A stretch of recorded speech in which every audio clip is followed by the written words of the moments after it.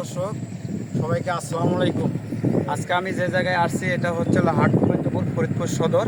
এখানে আমি যে জায়গায় আসছি এখানে আমার যে চাষি ভাই আছে তার সাথে আমি পরিচয় হবে। আসসালামু আলাইকুম ভাই।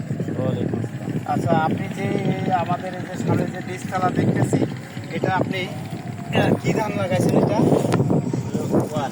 ব্রাক ব্রাক ওয়ান। এটা আপনি ধান কোথা থেকে নিয়ে আসছিলেন? হেলিবোট বাজার, এইদিকে তাকায় বলেন। হ্যাঁ, হেলিবোট বাজারতে হেলিবোট বাজার থেকে। ভাই হেলিবোট বাজার থেকে নিয়ে আসছেন। কয় কেজি নিয়ে আসছিলেন? 14 কেজি। 14 কেজি। তা আপনার কাছে এই চারাগুলো এইদিকে আনেন, একটু দেখান চারাগুলো। এটা বয়স কয়দিন হলো? 15-16 দিন। 15 থেকে 16 দিন। আপনি এখন কতদিন পরে জমিতে? 20 দিনের ভিতরে রোপণ করব। 20 দিনের 20 দিন মানে 20 দিন বয়স হলে এটা জমিতে লাগাবেন, তাই না?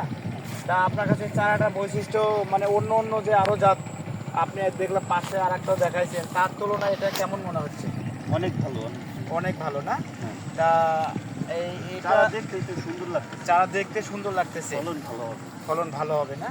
তা দর্শক মণ্ডলী, আমরা এখানে চাষির কাছে শুনলাম, এবারে তো প্রথম আপনি এই এলাকায়।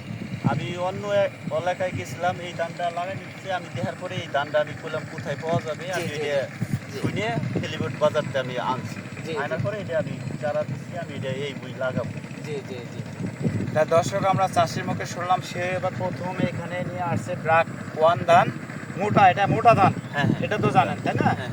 তা আপনার দেখা দেখি এলাকা যদি এবার ফলন বা ফসল ভালো হইলে তো সামনে সামনেবার অনেক করব, আরো মানুষের আরো- বুদ্ধি দিব যে এটা এই ধানটা করুন।